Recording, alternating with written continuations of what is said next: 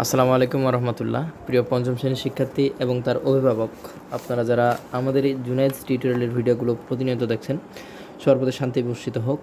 আমরা জুনায়েদ টিউটোরিয়ালের টিম আপনাদের সন্তানদের সবসময় বিজ্ঞান, ইংরেজি এগুলো পড়াই। এবং কিছুদিন আগে একজনের একটা কমেন্টে আমার নজর গেল যে গণিত নাকি আমাদেরকে চাই। তো এই জন্য তোমাদের জন্য আমি আমার এই গণিতের আয়োজনটি নিয়ে এসেছি। গণিতের আয়োজনে দেখো, তোমাদের যে দশম অধ্যায় অর্থাৎ জ্যামিতি, এই অধ্যায় নিয়ে আমরা আলোচনা করব। এবং এটা হচ্ছে বেসিক লেকচার ওয়ান, এবং বেসিকের উপরে তোমাদের লেকচার সম্ভবত 2টা যাবে। এবং এরপরে তোমরা জ্যামিতির যে খুঁটিনাটি বিষয়গুলো জানা হয়ে গেলে তোমরা এগুলো পারবা ইনশাআল্লাহ। দেখো, আজকের ক্লাসে যা যা থাকছে, এক হচ্ছে জ্যামিতির অর্থ এবং এর ইতিহাস, অর্থাৎ জ্যামিতি যে ওয়ার্ডটা আসলো, এই ওয়ার্ডটা ঠিক কোথা থেকে আসলো এবং এটার আসার পিছনে যে একটা কাহিনী, এই কাহিনীটা আমরা একটু পড়ব। তাহলে জ্যামিতি পড়তে একটু মজা পাওয়া যাবে।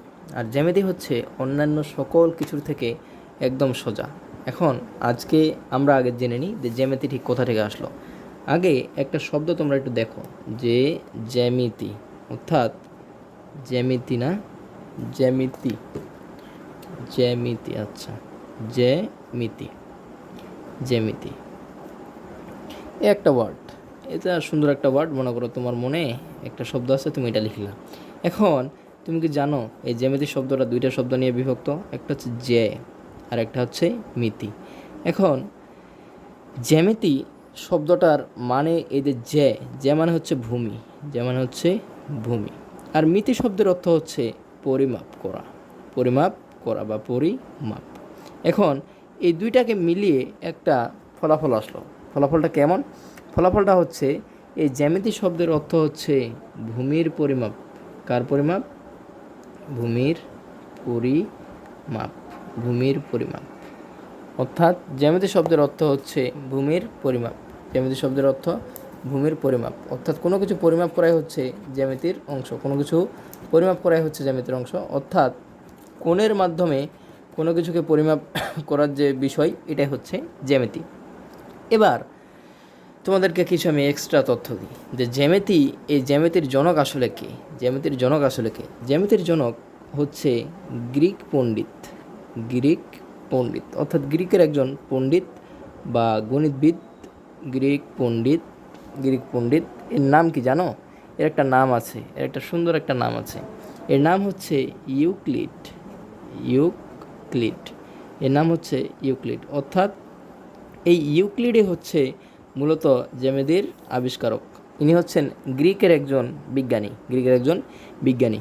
তো এই গ্রিকের বিজ্ঞানী বা গণিতবিদ বা পণ্ডিত, ইনি এটা আবিষ্কার করলেন। এটা হচ্ছে জ্যামিতি।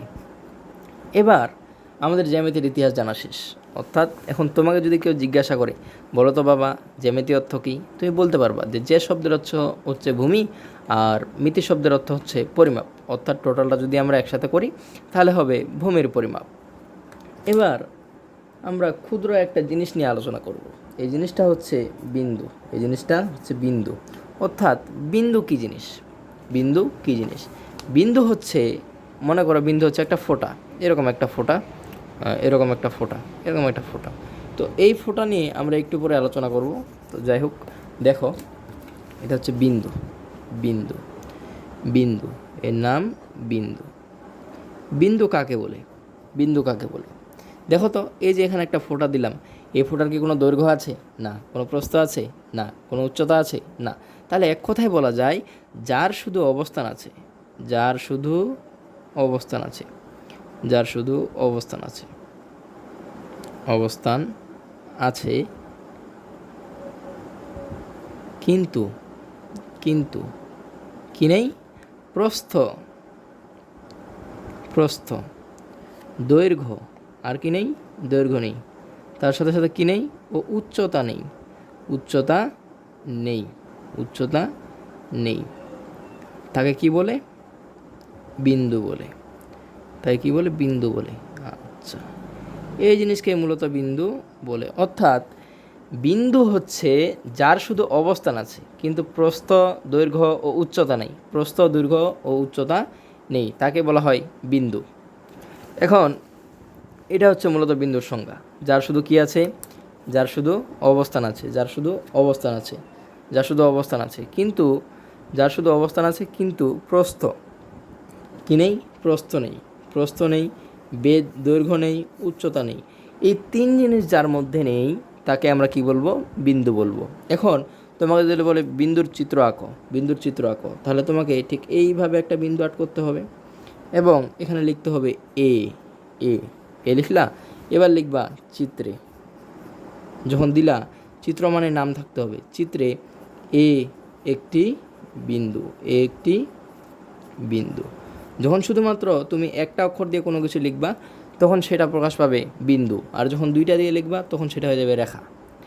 তাহলে আমরা বিন্দুর বৈশিষ্ট্য কি পাইলাম, বিন্দুর শুধু অবস্থান আছে, বিন্দুর শুধু অবস্থান আছে, কি নেই, প্রস্থ নেই, কি নেই, দৈর্ঘ্য নেই, কি নেই, উচ্চতা নেই। অর্থাৎ এই জিনিসগুলো বিন্দুর মধ্যে বিদ্যমান নয়, এই জিনিসগুলো বিন্দুর মধ্যে বিদ্যমান নয়। এবার আসা যাক আমাদের দ্বিতীয় আলোচনা। দ্বিতীয় আলোচনা হচ্ছে রেখা। অর্থাৎ রেখা মূলত জিনিসটা কি, রেখা জিনিসটা কোথা থেকে আসলো এবং রেখা মানেটা কি। এখন দেখো, রেখার যদি তোমাদেরকে আমি সংজ্ঞা পড়াই তাহলে তোমাদেরকে পড়াইতে গেলে রেখা আসি, রেখা, রেখা নিয়ে একটু পড়ি। রেখা, রেখা কাকে বলে, রেখা কাকে বলে, মনে করো ওখানে একটা টান মারলাম, এটাই মূলত কিন্তু রেখা, এটাই মূলত একটা রেখা। তো দেখো এর কি আছে, দৈর্ঘ্য আছে, কি আছে, দৈর্ঘ্য আছে, এবং এর কি কি নেই, এর এর যা যা নেই তা আমরা এখনই জানব।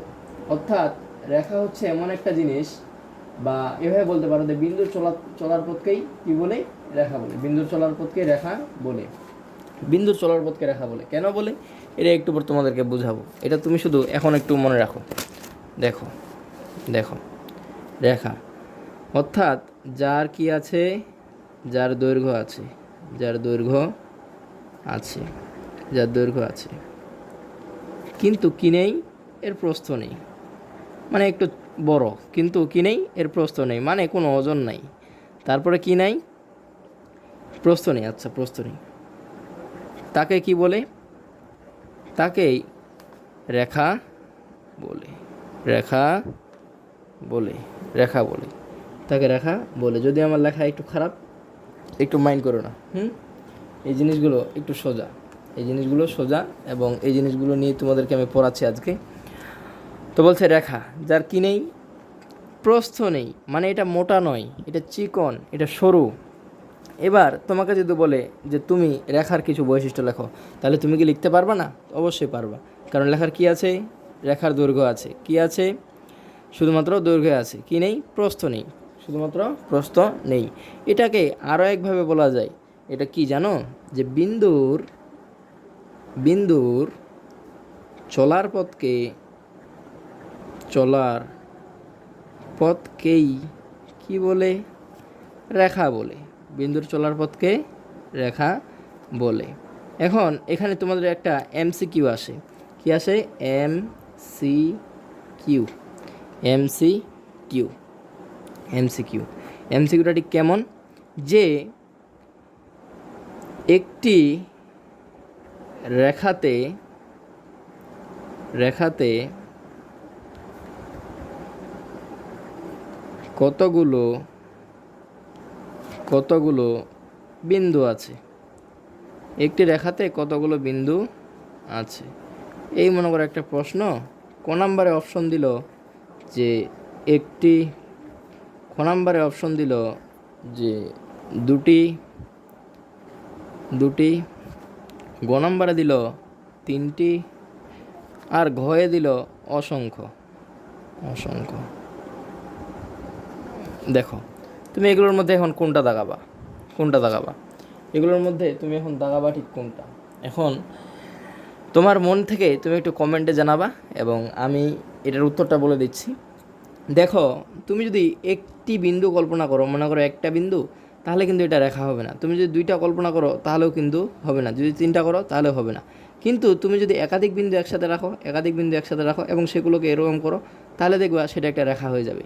এবার আসা যাক রেখার চিত্রে। তাহলে এটা তোমরা বুঝতে গেলা যে একটি রেখাতে কতগুলো বিন্দু থাকে, অসংখ্য বিন্দু থাকে, অর্থাৎ অসংখ্য বিন্দু নিয়েই একটি রেখা গঠিত হয়।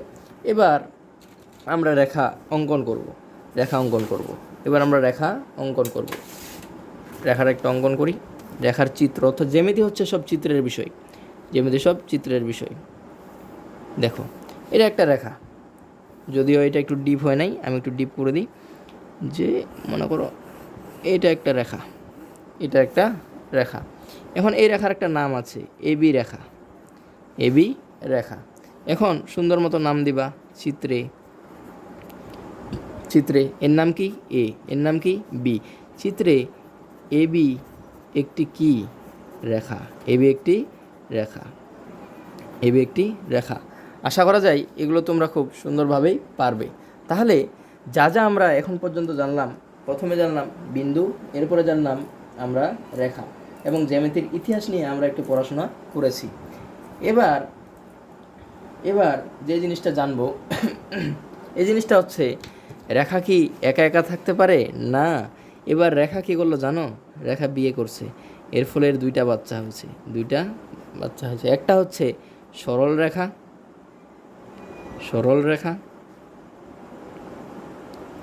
আর 2 নম্বরটা হচ্ছে বক্ররেখা। তাহলে জানা গেল যে রেখা মূলত দুই প্রকার। একটা হচ্ছে সরল রেখা মানে সোজা, আর এটা বক্ররেখা মানে বাঁকা। এর নাম থেকে আমরা বুঝতে পারতেছি। এবার একটু আসি যে এই জিনিস দুটা ঠিক কেমন, সরল রেখা এবং বক্ররেখা জিনিস দুটা ঠিক কেমন। সবার আগে আমরা একটু জানি সরল রেখা। এই মনে করো বাপের ভদ্র ছেলে মনে করো কারোর সাথে তর্ক করে না, সুন্দর মতো ঘুরে সোজা সরল পথে চলে, নামাজ কালাম করে, হ্যাঁ, এই জন্য এর নাম সরল রেখা। এখন এটা কেমন, এ কী করে কখনো ভুল পথে যায় না। তাহলে আমরা এর সংজ্ঞা দিতে পারি যে রেখা কি করে, যে রেখা চলার পথে দিকের পরিবর্তন করে না, দিকের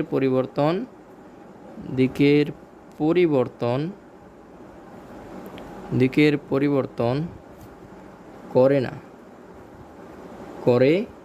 না, তাকে কি বলে? তাকেই সরল রেখা বলে।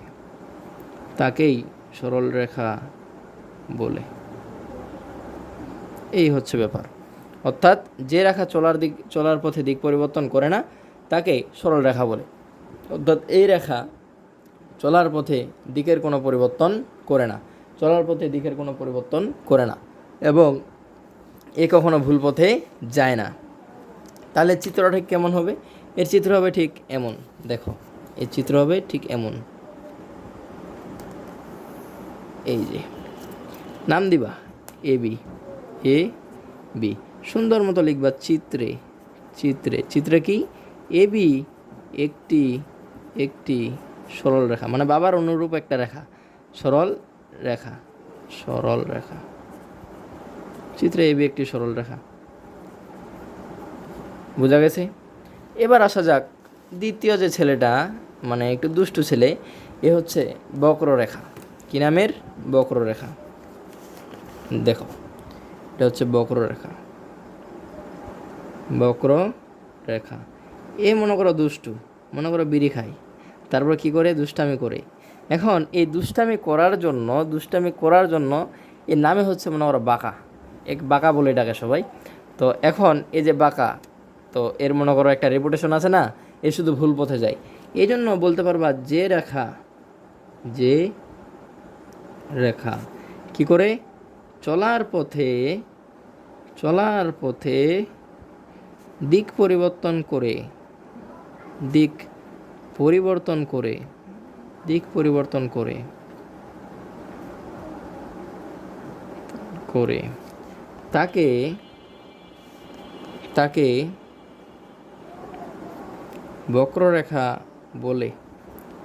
তাকে বক্ররেখা বলে। বোঝা গেল? এই হচ্ছে বক্ররেখা। অর্থাৎ যে রেখা চলার পথে দিকের পরিবর্তন করে তাকে বক্ররেখা বলে। যে রেখা চলার পথে দিকের পরিবর্তন করে তাকে বক্ররেখা বলে। অর্থাৎ এই রেখার কাজ কি? এই রেখার কাজ হচ্ছে এ চলার পথে দিকের পরিবর্তন করবে, অর্থাৎ একটু দুষ্টু, এ শুধু চলার পথে দিকের পরিবর্তন করে। এবার এর যখন আমরা চিত্র আর্ট করব, এখন এর তো মানে ওর বিপরীত হচ্ছে এই, তাহলে এর কাজ কেমন? এর কাজ হচ্ছে মানে বাঁকা পথে চলা, বাঁকা পথে চলা, বাঁকা পথে চলা। তাহলে কী নাম দিলাম? মনে করো এর নাম দিলাম সিডি, এর নাম দিলাম সিডি। নাম দিবা চিত্রে, এটা লিখতে হবে, কোনো করার নাই। চিত্রে সিডি, সিডি একটি কি, একটি কি, একটি রেখা। চিত্রে সিডি একটি, সিডি একটি রেখা, এই বক্র রেখা আর কি, বক্র রেখা। এই জিনিস এত সোজা, তাহলে এত দূর পর্যন্ত আমাদের জানা শেষ। সরল রেখা, বক্ররেখা জানা শেষ। তো এর পরবর্তী আয়োজনে আমরা যা জানবো, পরবর্তী আয়োজনে আমরা জানবো কোণ নিয়ে, অর্থাৎ কোণ সম্পর্কে এর পরবর্তী ক্লাসে আমরা বিস্তারিত জানার চেষ্টা করব। পরবর্তী ক্লাসকেও মিস করিও না। ততক্ষণ ভালো থেকো, সুস্থ থেকো। আসসালামু আলাইকুম আ রহমতুল্লাহ।